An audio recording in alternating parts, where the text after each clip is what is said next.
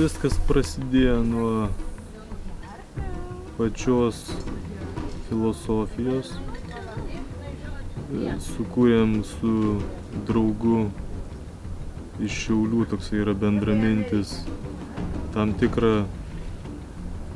tautinę filosofiją, taip ją pavadinčiau.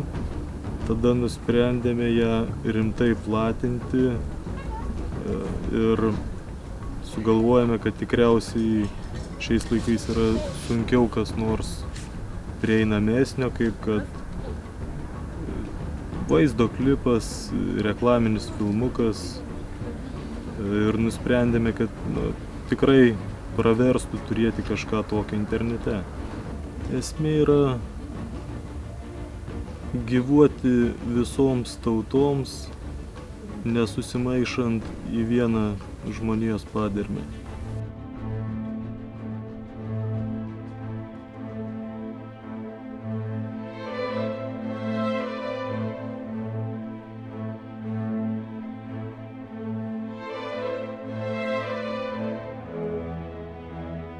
Tokius filmus būčiau linkęs vadinti dvisluoksniais.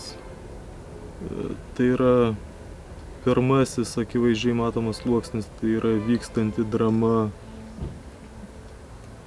dailininko drama, sakyčiau, kai jisai sumaišo spalvas. Ir antrasis sluoksnis yra potekstė, tai yra trumpa santrauka apie tautinę filosofiją.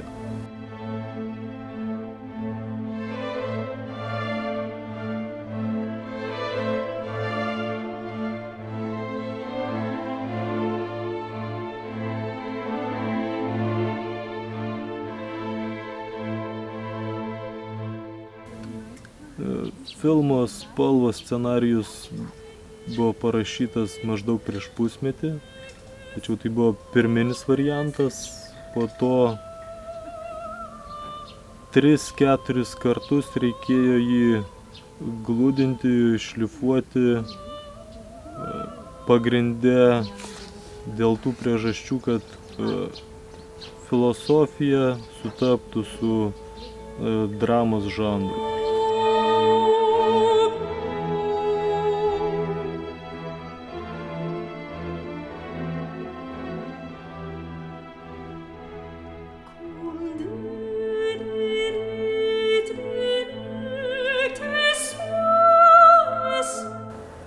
Filmo esmę pasirinkome atskleisti per dailininką, per spalvas, todėl kad tikriausiai ši profesija labiausiai tinka aiškiai parodyti vizualiame mene, ką mes norime pasakyti.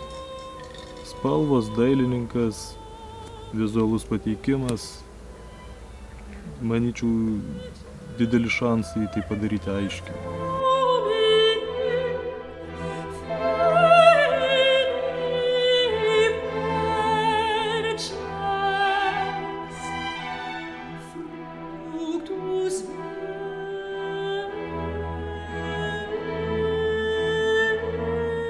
Nematęs visų vaizdų kompiuterio ekrane, tik tai įsivaizduodamas tai, kaip mes veikiame ir kaip dirba kamera, vertinu teigiamai.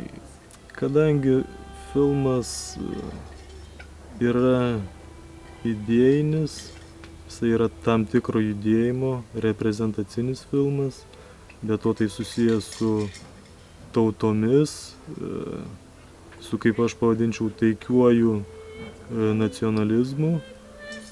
Tai yra mūsų laikais, mūsų, sakykime, kosmopolitiniam, globalistiniam pasaulyje keblus reikalas. Ir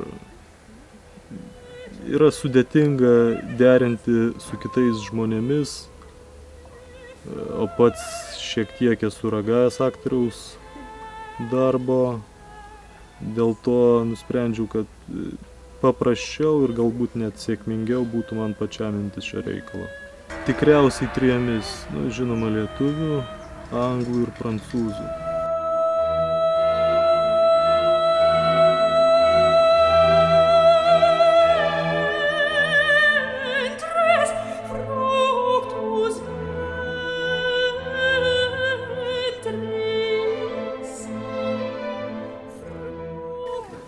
Būtent šiam filmui išleidome apie 300 litų. Didžiąją dalį šių pinigų sudaro dailės reikmenys. Molbertas, kurį matėte filme, pagamintas šiomis rankomis.